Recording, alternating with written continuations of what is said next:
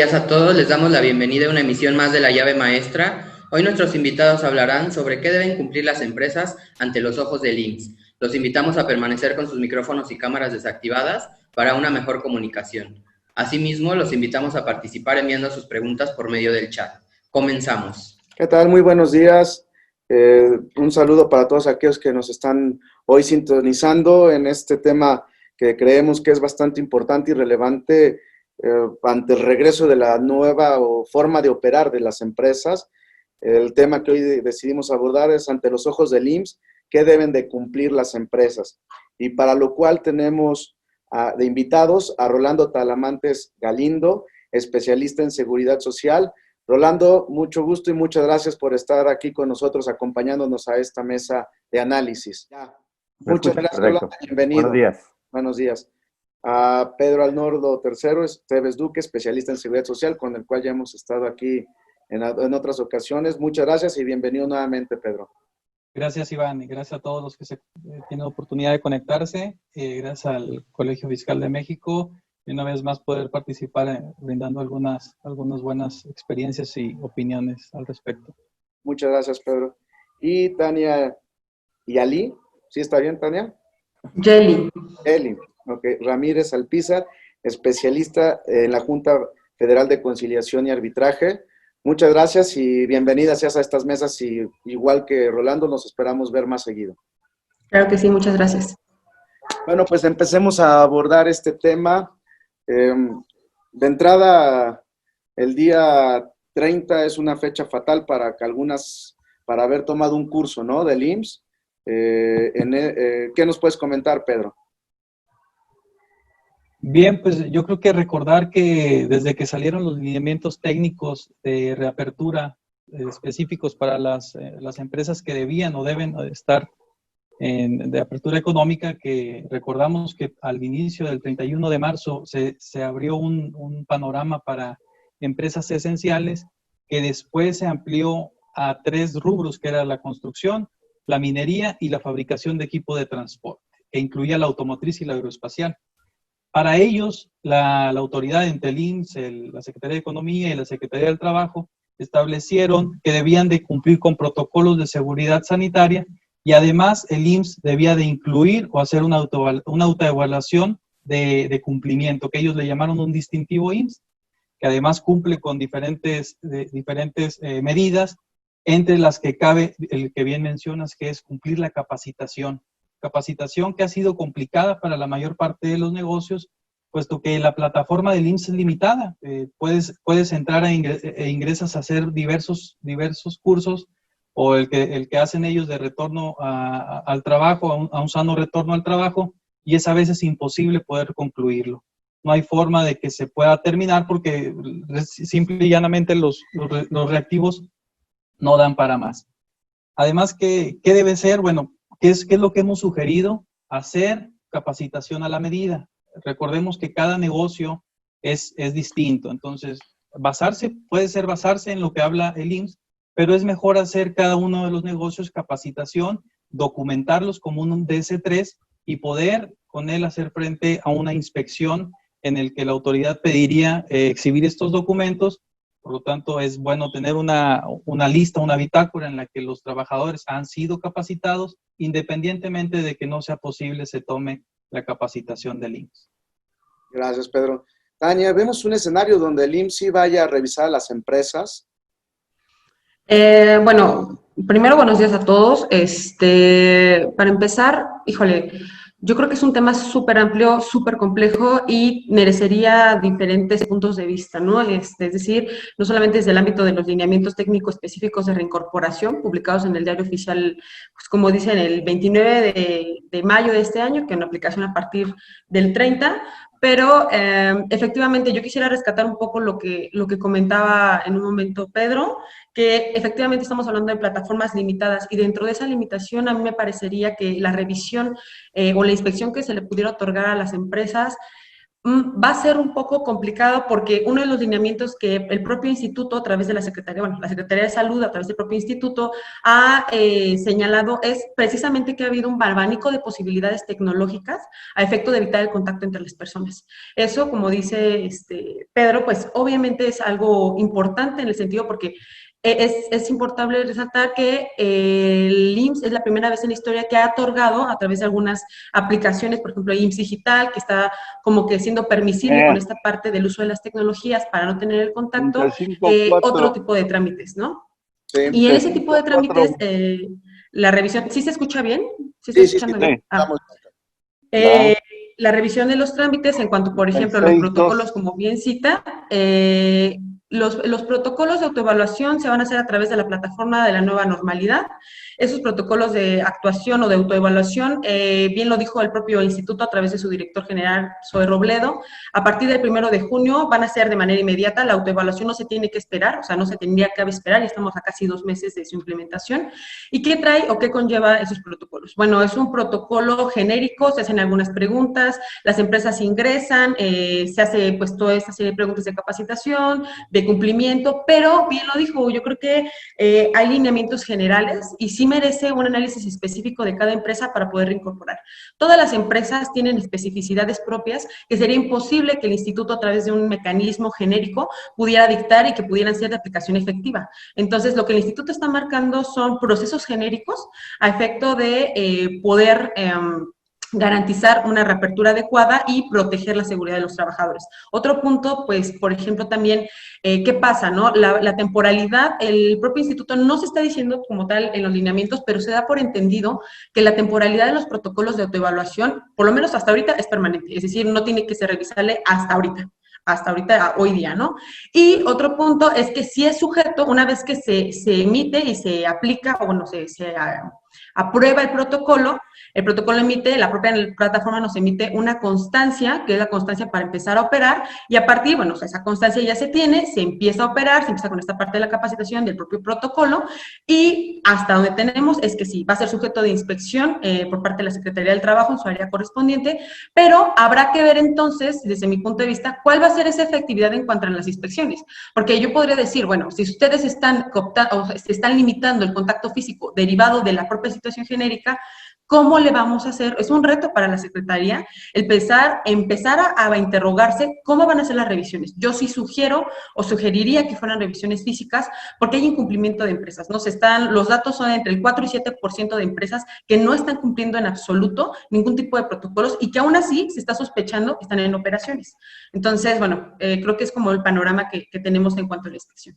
Nada más para conectar un poco, Pedro hablaba del DC3, que es de la capacitación de la Secretaría del Trabajo, y también tú, Tania, que es la que encargada que tal vez nos llegue a visitar más allá del IMSS, ¿no? Por eso es importante, como comentaba Pedro, documentar esto, ¿no? Para una revisión. Gracias, Tania. Rolando, también estos plan de pagos que hizo el IMSS para los meses de abril, ¿no? Donde finalmente, hoy ya estamos a terminar julio, y algunos de ellos apenas los están contestando, ¿no? Que es la limitación que hablaban tanto Pedro como Tania, tal vez de la plataforma del IMSS, y también pues la parte que tal vez podía estar como engañosa, donde la parte de cesantía y vejez no entraban al convenio y las empresas las tenían que pagar, ¿no? Y ahorita muchas empresas las están requiriendo y vienen con multas enormes. Sí, es correcto. De hecho, sabemos que con todos estos cambios a los que no estábamos acostumbrados, incluso en procesos que hoy para muchos es nuevo, definitivamente ha sido una revolución en cuanto a las mismas plataformas que ya se explicaron. Entonces, por lo mismo, pues muchas empresas están en desconocimiento y lamentablemente incluso la misma gente en el Seguro Social a veces no sabe o no tiene la forma de responderles. Entonces, eso lleva a reprocesos, a retrabajos, a que incluso el área contable de muchas empresas pues, tenga que estar haciendo y presentando hasta amparos, porque obviamente al empezar a toparse con los pagos de estas cuotas o de estas multas, pues obviamente no están de acuerdo. Y es lógico, ¿no? Mucha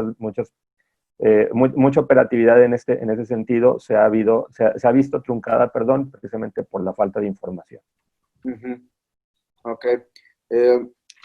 ¿Qué ¿Qué podemos comentar aquí, Pedro, en el sentido para las empresas que metieron sus convenios de pago y que siguen sin recibir una respuesta, o le están recibiendo y le dicen tu información venía incompleta, o Claro. venían absurdos, ¿no? Como hojas volteadas y yo no las tuve la capacidad de enderezarlas, en fin, ¿no?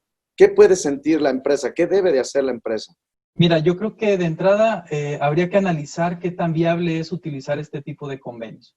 La verdad es que son convenios que a largo plazo resultan caros y que la única oportunidad que te da es diferir las cuotas patronales, mientras que las cuotas de los trabajadores se tendrían que cumplir al 100%. Un 20% es de inicio, lo que tiene que cubrir el patrón, y lo único que puede diferir es el 80%. ¿Qué es? Te digo, es el análisis, entender que puede ser una opción para las empresas que se están financiando, empresas pequeñas, micro o medianas, porque incluso son más caros que a lo mejor un crédito de una pyme. O sea, son créditos muy, muy caros con el interés. La ventaja es que no te pide una garantía del interés fiscal o una garantía, y te da la opción de que no hay multas ni hay fiscalización durante el periodo. Pero es cierto, el IMSS, hay que recordar que su naturaleza pues es la prestación médica, de servicios médicos y la atención a la población. Estos servicios digitales que destaco son alrededor de 4, en el que bien hablas de los convenios, la incapacidad por maternidad, el permiso de COVID para los empleados, y algunas, la opción de surtir medicamento, que son las 4 opciones que te da el IMSS. Son realmente requisitos muy completos que en infraestructura creo que es donde puede estar el IMSS batallando. Y lo cierto es que al suspender plazos y términos, pues los sujetos obligados quedaron en un estado de indefensión, como bien dice Rolando, en el que incluso interponer un amparo ha sido complicado también en esta nueva normalidad, porque pues también recordemos que el Poder Judicial también tenía esta suspensión. Es complicado el entorno. Sé que están a punto de abrir, tanto las juntas federales como las juntas locales han estado trabajando en los semáforos para poder darle también atención a estas urgencias de los patrones, pero existe una complicación en el tema también de inspecciones, mientras que la seguridad y salud en el trabajo es competencia federal.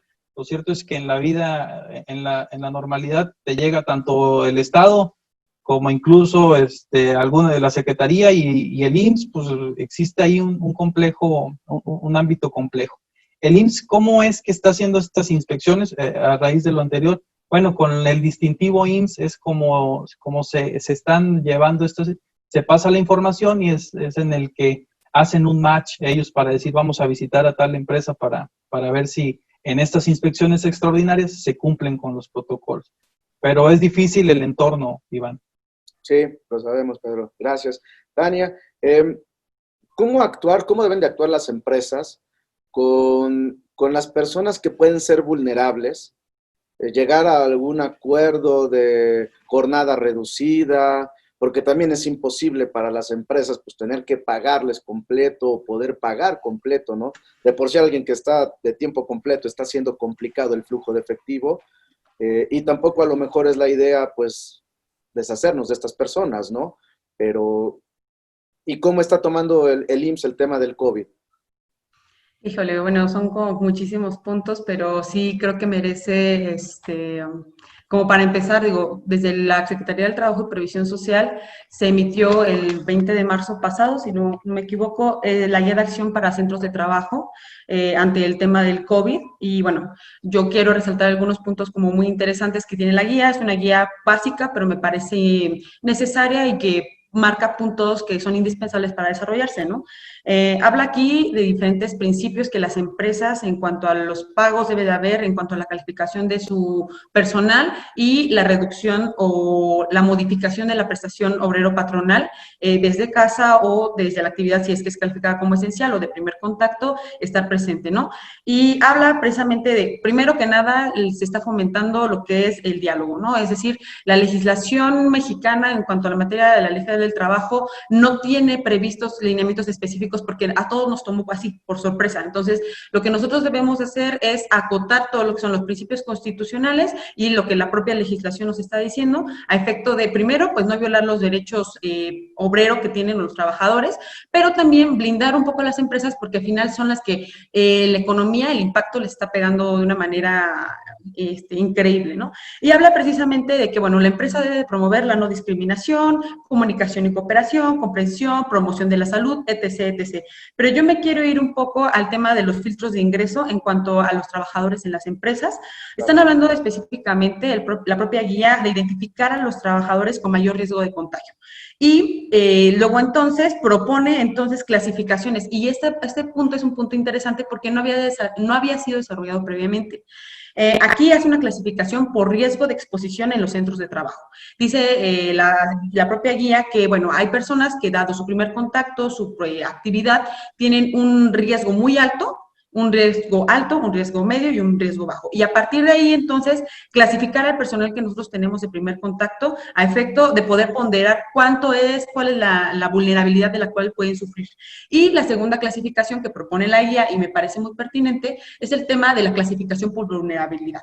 Y aquí, obviamente, entran los sectores que ya se ha dicho por la propia Secretaría de Salud, son vulnerables, gente adulta, gente con determinadas enfermedades, mujeres embarazadas. Entonces, a ellas sí se les clasifica en general como una población vulnerable, y más aún si se le agrega el hecho de que son población clasificada como alto riesgo por el peligro de contagio, se les recomienda que, de ser posible, se preste el servicio desde casa, con la jornada laboral completa, o en caso de que no pudiera ser así porque la prestación requiere de la presencia física, entonces hacer de manera escalonada las jornadas, es decir, evitar que las personas en su totalidad ingresen a los centros de trabajo, que agregado a los protocolos, que agregado a la capacitación, en medida de que nosotros podamos reducir dentro de las empresas, o que se pueda reducir dentro de las empresas, el contacto directo va a ser no solamente beneficioso para el trabajador por resguardo, sino también para la empresa, porque el incremento por incapacidad de por sí ha sido alto, podría exponenciarse a partir, no sé, desde el 3 de agosto, que creo que ya todos entramos, la gran mayoría entra en operaciones continuas. Sería bueno ya, creo que es la tarea de las empresas ponderar cuál es esa situación a efecto de, bueno, no tener más pérdidas, porque efectivamente las hay, y garantizar no solo el cumplimiento de los lineamientos, sino de la propia guía. Gracias, Tania. Oye, Tania, aprovechándote, antes de pasar con Rolando, nos preguntan que cuándo se apertura la Junta de Conciliación y Arbitraje.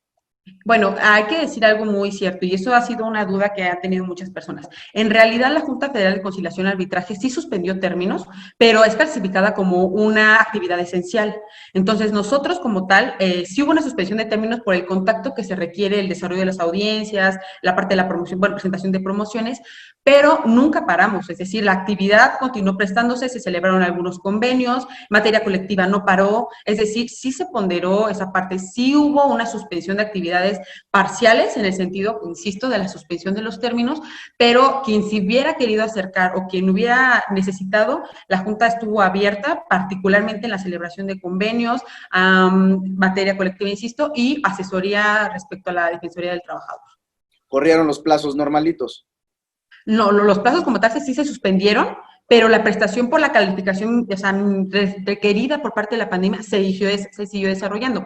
Insisto, convenios, materia colectiva y asesoría jurídica al trabajador. Esas sí estuvieron actividades, pues, desarrollándose de manera regular, pero se tuvo que amoldar esta parte de la suspensión de términos por obvias razones, porque la gente, vamos, no se estaba promoviendo que no hubiera como tanto flujo de gente, entonces se vio en esa necesidad de hacer ahí como algo sui generis, pero respetando la parte de las personas que ya tenían procedimientos laborales activos, pero también protegiendo al trabajador en el sentido de no dejarlo completamente desprotegido, ¿no?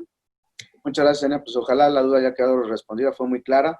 Gracias. Rolando, aquí tenemos un tema importante de ahora, y aprovecho la pregunta que nos hacen. Cuando yo contrate como empresa a una persona nueva bajo esta nueva normalidad, ¿se puede pedirle que traiga como requisito o que se haga el examen del COVID como requisito? Pues bueno, sabemos que hoy precisamente las empresas lo que quieren evitar, como ya lo mencionó Tania, el tema de los contagios, que eso implica obviamente una serie de cobros, multas, más que multas, el tema de las incapacidades, ¿no? Sabemos que hoy eso representa también una merma para la compañía, porque pues, obviamente una empresa lo que quiere es un trabajador en activo que esté produciendo. Realmente, por tema legal, una empresa puede solicitar los requisitos normales de un examen médico, y en ese examen médico ya se puede considerar también como parte esencial el tomar la prueba de COVID, ¿ok? El único detalle es precisamente que a nivel legal, ¿cómo le pueden decir a una persona que pueda tener el padecimiento, pero que pueda trabajar de su casa, porque puede ser asintomático, que él no puede trabajar en la empresa? Entonces son temas que muy importantes, y yo creo que se tienen que corroborar precisamente con el aspecto legal que tiene precisamente la Junta, para que eviten ese tipo de discriminación a personas que pudieron tener o que pueden tener incluso el síntoma o síntomas, pero que no necesariamente son portadores del coronavirus. ¿Está considerado, Orlando, como riesgo de trabajo el COVID? Está considerado solamente para personal médico. Para un trabajador normal en una empresa, ¿qué es considerado? Para que nos escuchen. Obviamente, cuando tiene los síntomas que requiere la atención médica, pues obviamente se le van a brindar los servicios básicos de seguridad social, que son su incapacidad, por obviamente las circunstancias que esto conlleva por su situación de salud, pero no es un riesgo de trabajo. Correcto. Bueno, me sigo contigo, Rolando. También nos están ahorita preguntando que en el momento en que no están sirviendo toda la plataforma que hemos estado hablando de servicios del IMSS, ¿qué puede hacer una empresa? Si buscamos el amparo, lo documentamos, ¿qué hacemos? Sí, ya lo mencionó Pedro, realmente el tema de los amparos es complejo por obviamente las circunstancias que vive el país con el tema de los cierres de algunas dependencias. Entonces, finalmente una empresa lo que tiene que buscar precisamente es tener contacto precisamente con el instituto, de forma que obviamente pueda presentar pruebas suficientes como para ampararse, obviamente de forma de preferencia legal, pero que impida que el instituto pueda ocasionar que exista una multa o un recargo por obviamente las circunstancias que están viviendo. Realmente es una situación compleja. Se ha normalizado realmente un poco, por ejemplo, las subdelegaciones han estado trabajando, el Consejo Consultivo también. Entonces, creo que simplemente es estar haciendo las vueltas correspondientes para que no se nos vaya a presentar una circunstancia que, por dejarla ahí, como muchas cosas que vamos a veces haciendo, se nos pueda complicar, como dicen, el día de mañana por una suspensión o una multa complicada. Gracias, Rolando. Pedro, aquí en este tema es algo que les importa mucho a las empresas. El flujo que hemos tocado en este momento, los negocios están pues mal, ¿no? No vemos un apoyo realmente directo del tema del IMSS, porque si queremos apoyo es diferido, actualizaciones, recargos. Sí estamos a la expectativa todavía de que si no podemos pagar las cuotas, se nos cancele el registro. Posiblemente, habría que revisar también el cumplimiento ante el IMSS, ¿verdad? O sea, si tú realmente cumples con tu obligación, que es la retención y el entero de las cuotas, pues difícilmente. La opción del diferimiento es una opción, es poder hacer convenio, pero la obligación del patrón de hacer el entero de las cuotas es legal. Aquí habría que partir también de un inicio. Cuando hablamos allá a inicios de marzo o abril o la sesión pasada, decíamos que no se actualizaban los supuestos de suspensión que contempla la Ley Federal del Trabajo en el 427, 29 y 30, que era el pago de una indemnización constitucional. Lo cierto es que esa indemnización no va o no suspende el pago del salario base cotización, ¿eh? O sea, aún y cuando se diera ese supuesto, las empresas debieron de haber pagado o deben pagar el salario base cotización completo de sus trabajadores, porque si no habría ahí el tema de posibles capitales constitutivos a los que serían acreedores las empresas por las prestaciones de servicios médicos o incluso la muerte de los trabajadores. Entonces, la parte de decir si nos cancelan el registro, pues yo creo que mientras cumplas, tienes también la opción de hacer convenios modificatorios de condiciones de trabajo o incluso reducciones de salario, y posiblemente la alternativa es que hagas disminución de salario y reportarlo al IMSS. Son los abanicos que contempla o que podemos utilizar para las empresas. Otro es pues, el ausentismo, hasta 7 días, reportarle al IMSS, y poder también, tema de capitalización. Lo difícil del ausentismo es que lo tienes que registrar, y mientras que las empresas no esenciales no se han presentado, pues también es difícil. Algo que sí me gustaría y posiblemente es tocar el riesgo de trabajo. Recordemos que las empresas esenciales, las que están prestando ya un servicio, el trabajador que en el servicio o en la prestación de su actividad llegue a prestar un contagio, como bien dice el personal médico, o incluso alguien más, puede que sí sea un riesgo de trabajo, puede que el IMSS llegue a encontrar este nexo causal y decir, oye, si el trabajador se contagió en la actividad esencial, que son las que están permitidas, ahí podría ser. En el tema de las no esenciales, pues ahí yo creo que no deben de estar simplemente trabajando. Además, Ahí sería. yo creo, Pedro, aquí si la empresa no tomó las medidas sanitarias necesarias, Así sí es. podría catalogarse como un riesgo y responsabilidad inminente de la empresa, ¿no? Sí, te digo, habría que revisar los criterios que Medicina en el Trabajo va a estar tomando para poder unir ese nexo causal y decir si es un riesgo de trabajo. En las actividades esenciales, bueno, tengo que hacer esta referencia. Ok, gracias, Pedro. Tania, aquí aprovechando este tema que estamos con Pedro, que tocamos, y con una pregunta, si el trabajador tiene la posibilidad de demandar a la empresa si es contagiado dentro de la empresa porque no tomó las medidas de las cuales hemos estado hablando que las empresas deben de tener de seguridad y higiene. No entiendo el punto, Que perdón. si se contagia dentro de la empresa, puede demandar y decir, oye, yo me contagié en la empresa porque no hay ni gel, no nos piden cubrebocas, estamos sin los pasillos marcados, sin las ingenierías. ¿Nos podría demandar el trabajador?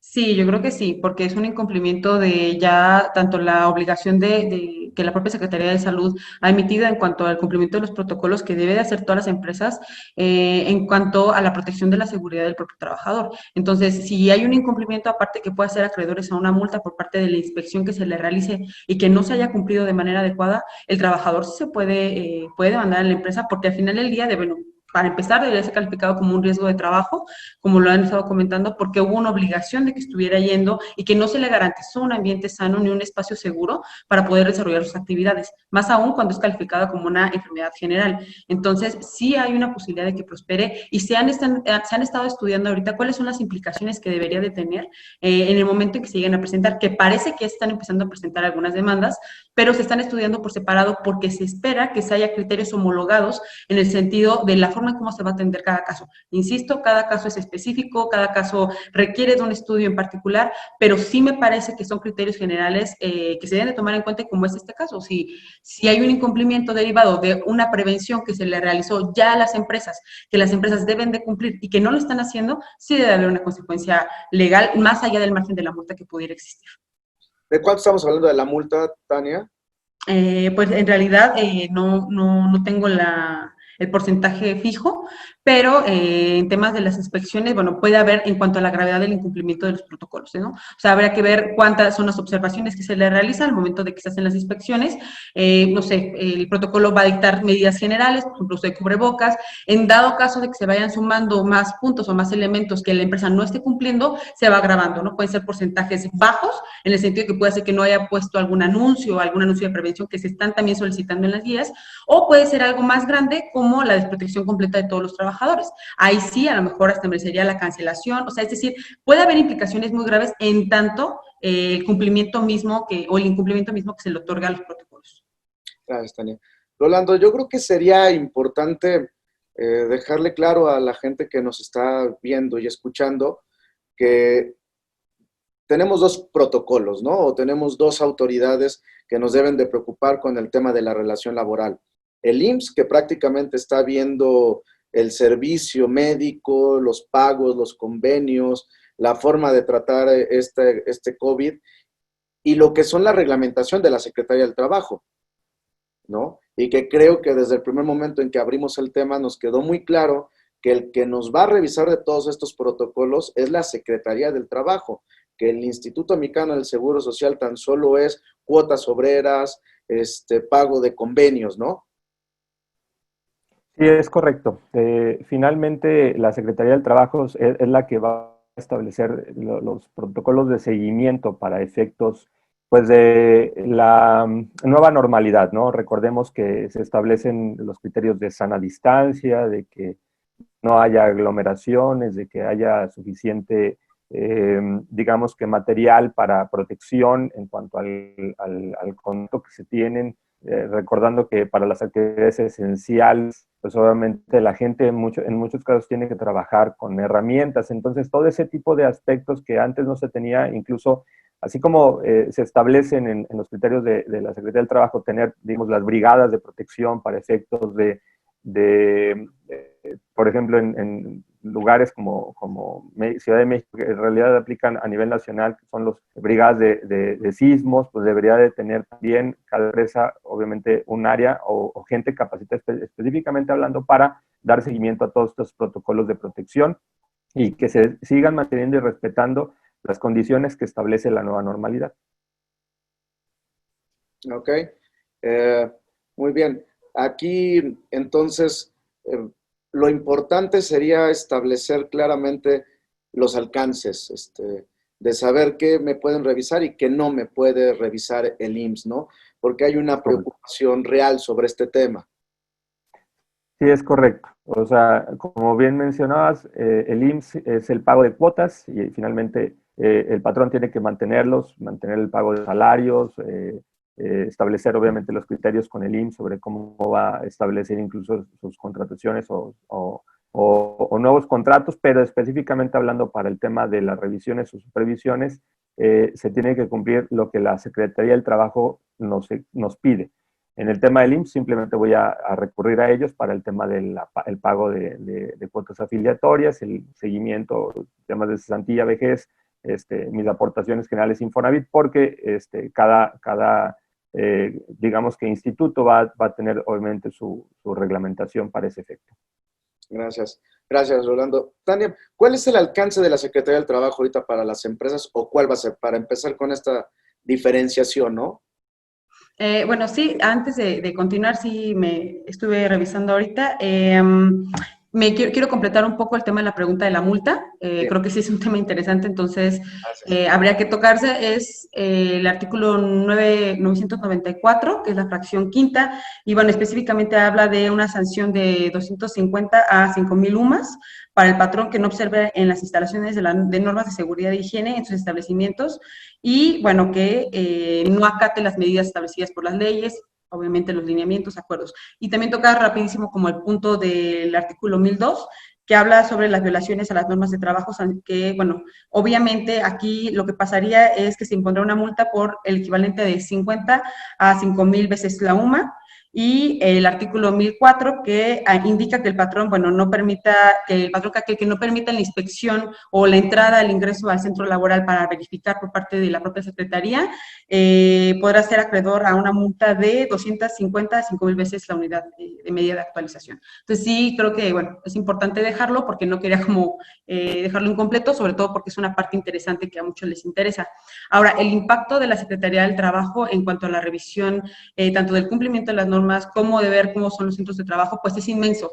Digo, al final, como bien han estado diciendo, el instituto sí hace la revisión de las aportaciones de las cuotas obrero-patronales, pero es una dimensión relativamente acotada. Aquí la responsabilidad directa en cuanto al cumplimiento de los protocolos, en cuanto a los ingresos por parte de los trabajadores a los centros de trabajo, en cuanto a toda esta parte de verificación que pueda tener consecuencias jurídicas, pues le toca a nosotros, ¿no? Tanto la Secretaría del Trabajo como una revisión de inspección generalizada, pero es un trabajo también, un tema jurisdiccional en tanto a las juntas federales y las juntas locales, que tenemos la tarea de empezar a revisar, empezar a analizar cuáles van a ser los criterios para juzgar este tipo de casos, ¿no? Ya lo decía en anterior, una persona que quiera demandar porque se contagió de COVID, un sector estoy pensando como en otros casos que pudiera ser el ingreso forzoso a personas, sectores calificados como vulnerables. ¿Qué va a pasar ahí? Ese es un tema de nosotros y es un tema que está tocando mucho la esfera jurídica y que, bueno, la Junta Federal, al ser un organismo perteneciente a la Secretaría,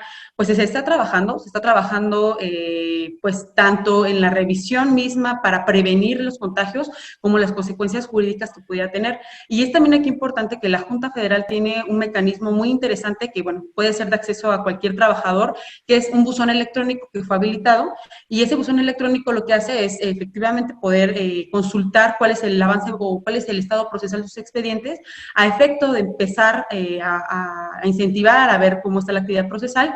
Y otro punto que también es interesante o es importante mencionar aquí a las personas que escuchan, es que a partir del 16 de julio nosotros ya empezamos en operaciones, ¿no? O sea, nosotros ya estamos trabajando, ya estamos laborando, ya empieza todo, correr términos, presentación de escritos, porque ya es una necesidad jurídica la que la propia sociedad, si se paró, insisto, no fue una paralización completa, sino parcial, pero ahora a partir del 16 es un trabajo que se está realizando y que sí es un reto porque se están proponiendo nuevos mecanismos de utilización de la tecnología, como lo es el buzón electrónico, que ya lo dije, es un mecanismo interesante para consultar el avance procesal de sus expedientes, pero también se está ponderando la realización de videoaudiencias a efecto de evitar la presencia física de las personas en la Junta y, por lo tanto, pues protegerlos a ello y proteger a los servidores públicos que prestan el servicio.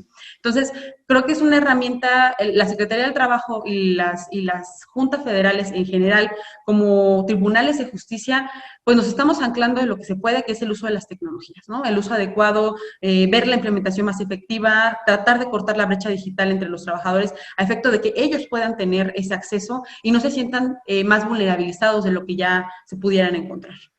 Oye, Tania, nada más porque nos están preguntando los artículos que no haces favor de mencionar. ¿De qué ley son? Nos están preguntando. De la Ley Federal del Trabajo, el 994, el 1002 y el 1004. Muchas gracias, Tania. Y aparte hay que comentarlo, ¿no? Que pueden ir sumando muchas multas las empresas, no Sí, nada claro, más claro. cada rubro. Y Sí, y también creo que ahí también decir esa parte, ¿no? De la multa, como se los dije hace un rato, va creciendo en tanto el incumplimiento mismo de los protocolos que ya se autoevaluaron en la plataforma y que pues no han sido cumplidos. Entonces, obviamente, ahí es trabajo del inspector o de las personas que van a ir a verificar que sí se cumpla y que en tanto se vayan llenando más elementos, pues que pueda haber sanciones más fuertes. ¿Por qué? Porque sería una llamada de atención para todas las personas que no estén cumpliendo sus protocolos y que vean las dimensiones de lo que puede provocar tanto en la conformación de su empresa como en su propia economía. Gracias, Tania. Pedro, ahora la parte del seguro social, ya creo que aquí ya quedó muy claro el alcance que va a tener en una revisión, ¿no? Y ahorita nos están llegando unas preguntas donde nos comentan que qué va a proceder si la plataforma no se puede sacar la evaluación del empleado por el tema del COVID. ¿Nos referimos a la capacitación o a la No, incapacidad? a la incapacidad, que ya ves que haces como el cuestionario de si Sí. tiene los síntomas el trabajador para ver si se le da la incapacidad, ¿no?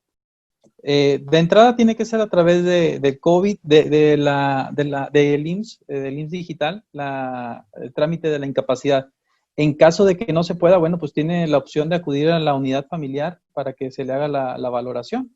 O sea, el IMSS lo que está tratando o lo que evita es la aglomeración de personas y que tengan que acudir precisamente a la atención médica. De no ser posible, el trabajador tendrá que acudir a la atención médica. Posiblemente también manejan un número de teléfono. El IMSS ha manejado una línea telefónica en la que puede recibir la atención y pueda de esta forma realizar es una alternativa. Pero la opción de la atención médica siempre va a estar disponible. Gracias, Pedro. Rolando, aquí nos están haciendo una pregunta sobre el riesgo psicosocial de la norma 35, ¿no? Que entró en vigor este año. ¿Afecta, pega lo del COVID? A ver, perdón, es que entró aquí mi hijo a la... Ya ves que entró la norma 35. Ajá. Riesgo psicosocial, que las empresas deben de estar al tanto del estrés sí, claro. Ajá. laboral. ¿Pega este tema del COVID? Pues sí, porque recordemos que incluso hoy el tema de COVID para muchas personas representa ya también una situación emocional, el conocer hoy que una persona que haya estado trabajando al lado nuestro tal vez presente síntomas o incluso una misma persona que esté mostrando síntomas, no necesariamente tiene que tener el COVID, pero que pueda tener síntomas, pues ya representan también de cierta forma en la parte psicosocial pues un tema de análisis, entonces debe de aplicar como tal en este tipo de norma. Perdón. Y esta norma pues también es de la Secretaría del Trabajo, ¿no? Es Yo, correcto, la establece la Secretaría de Trabajo y Previsión Social y sabemos que tiene que ver con cargas excesivas de trabajo, jornadas superiores, malos liderazgos, indiferencias. Bueno, hoy, repito, el tema y lo sabemos porque lo vemos constantemente en las noticias, vemos que las gráficas suben, que no se aplana la curva, entonces pues, mucha gente tiene miedo, sobre todo en la parte laboral, incluso yo he escuchado así, como dicen, entre vecinos de gente que dice, es que yo prefiero no ir a trabajar porque pues no sé si me voy a contagiar y tengo a mi papá viviendo con nosotros. Entonces, sí. son aspectos que emocionalmente o de forma psicosocial también tienen un impacto. Y también entender, ¿no, Rolando? Para acotar un poquito de que podemos tener temperatura no solamente por COVID, podemos tener malestares no por COVID, para que la gente también entienda que no hay que estar tan estresados, ¿no? En este sentido. Y bueno, Rolando, para Perdón. despedirnos, ¿qué consejos y qué comentarios nos puedes dar a la gente que nos escuchó y nos vio en este día? Bueno, antes que nada, gracias nuevamente por la invitación y pues la realidad es que es un tema muy amplio, bien lo mencionaban los colegas, que es una situación que para muchos nos agarró desprevenidos. Es importante que el trabajador en la medida posible tenga mucha comunicación con su centro de trabajo, que las empresas también en esta nueva normalidad estén dando información constante, que se publique de forma que se entienda y que obviamente los trabajadores tengan la confianza de acercarse para poder conocer más acerca de sus derechos. Sabemos que muchas personas ahorita están trabajando desde casa, sabemos que incluso muchas empresas van a tener esta nueva normalidad de trabajar ya desde casa, entonces también hay personas que no conocen realmente cuáles son, hasta dónde están sus derechos de seguridad social con respecto a estar trabajando desde casa. Si tienen que trabajar más, si tienen que trabajar, qué riesgos corren, cómo se van a presentar estos riesgos. Entonces, falta información. Creo que los medios hoy, así como ustedes, están haciendo la labor de transmitir todo esto, porque de una u otra forma, el que haya mayor comunicación sobre estos nuevos temas hoy es bien importante para que esta nueva normalidad, pues, la vayamos tomando, como dicen, de la mejor forma. Gracias, Orlando, y estoy de acuerdo contigo. Falta información, ¿no? Tanto de la autoridad hacia las empresas y de las empresas hacia los trabajadores, porque no la hay, o sea, carecemos, ¿no? Mucho de ello, ¿no? Y el trabajador tiene también que hacer, como dicen, su tarea, ¿no? Sí. Pero pues, obviamente, qué mejor que se pueda bajar la información para que de esa forma sea más fluida. Sí, gracias. Gracias, Rolando, muchas nuevamente por tu participación en esta mesa y esperamos contar contigo próximamente también. Gracias, Iván. Saludos, Pedro. Saludos, Tania. Gracias. Pedro, una pregunta, antes de tu consejo, una pregunta bastante interesante es, ¿el Seguro Social, el instituto, dio una pausa a sus plazos? Sí, el instituto a partir del 31, si mal no recuerdo, también de marzo, el Consejo Técnico emitió una suspensión de términos y plazos hasta que se reanudaran. Creo que a partir del 14, del 13 publica otro acuerdo y el 14 empiezan la reanudación de plazos y términos para para actuaciones y notificaciones a patrones también. El 14 de este mes. De este mes, 14 de julio. Okay. Así es. Y terminando pues con algunas partes de recomendaciones, sí quisiera, en primera, el tema de las multas, como bien dice la licenciada Tania, van desde 250 a 5,000 lumas, que incluso podrían ser por empleado en este abanico. Entonces hay que, en cuanto al, ¿no?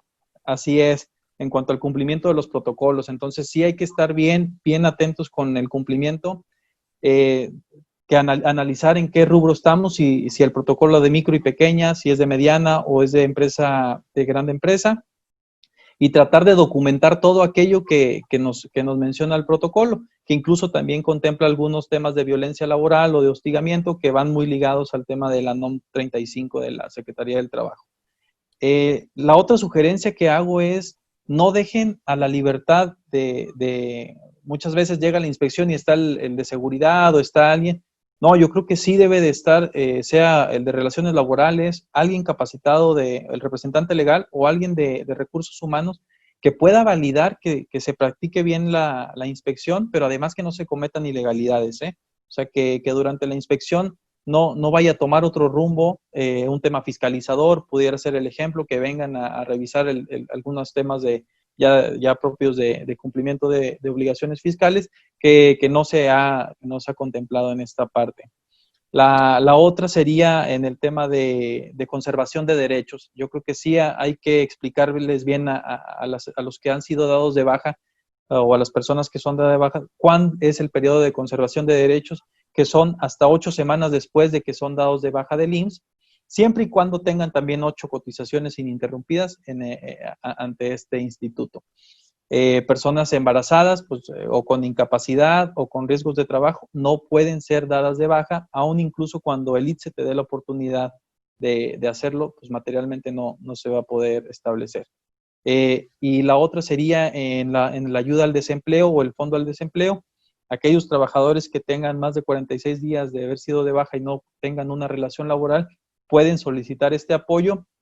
Recordarles nada más que bueno, deben de tener más de 3 años de haber cotizado en su Afore, y la otra es un periodo mínimo de 12 bimestres y que lo que retiren, bueno, pues, se descuenta de sus semanas cotizadas, que no es poco para quienes cotizamos en estos de Afore, pues realmente son bastantes. Que posteriormente las puede recuperar, pues está bien, pero es un tema que debemos de analizar.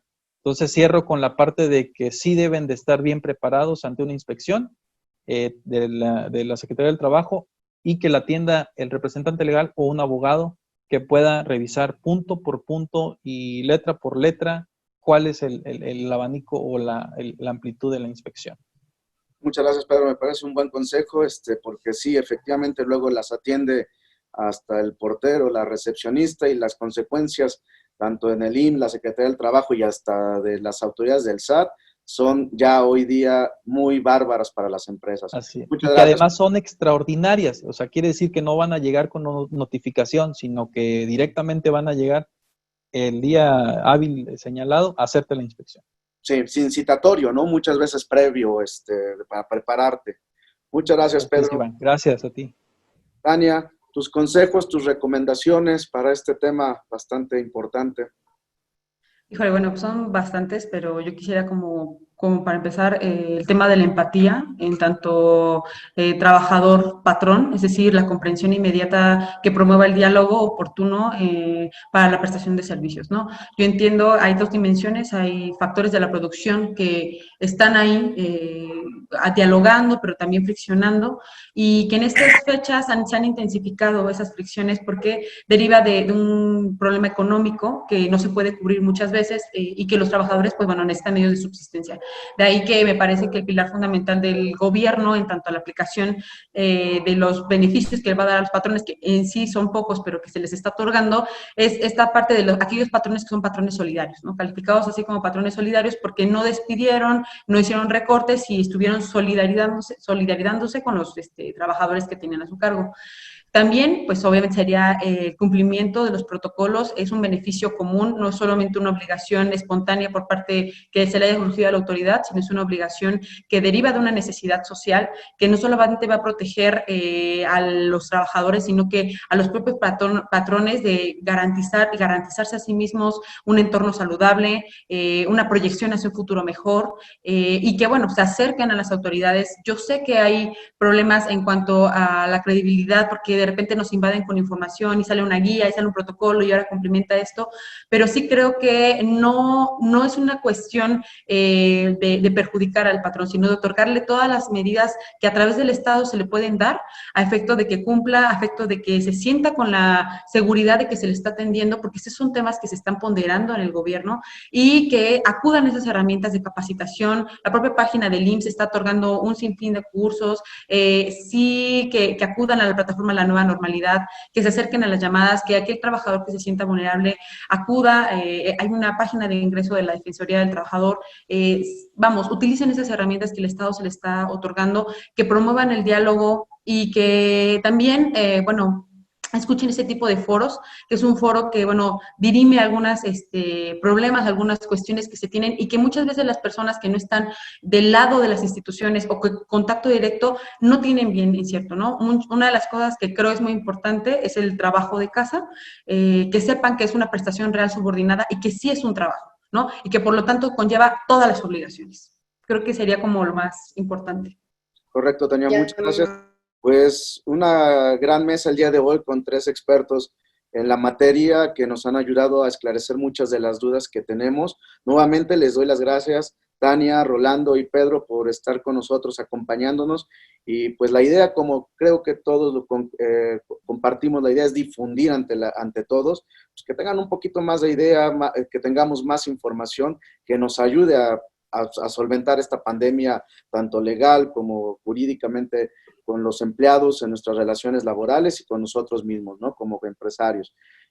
Muchas gracias nuevamente. Envío un saludo a Estela, a Francisco Paulino, Claudia Medina, Arturo Navarro, Omar Rangel, Eladio, Ricardo Palmero, Angelina Espinó, Roberto López, Nayeli González, Jenny Burgos, Humberto Espinosa, José Barriga, Georgina Hernández, Norma Melchor, Valentín y Herminia. Muchas gracias por acompañarnos y a todos los demás que no saludamos, pero que están sintonizándonos. Muchas gracias y nos vemos el próximo miércoles. Gracias. Hasta luego, Iván. Gracias. Hasta luego, gracias a ustedes. Hasta luego.